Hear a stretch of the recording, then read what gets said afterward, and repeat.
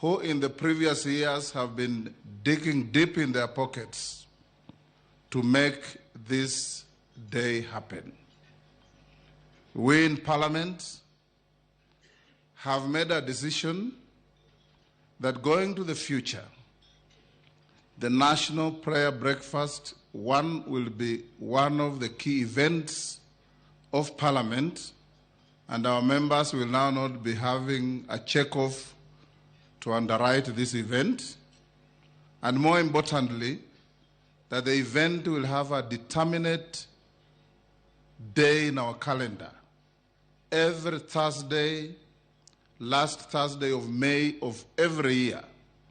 will be our National Prayer Breakfast. As we move on to the future, I want to quote the scripture in the letter of Peter,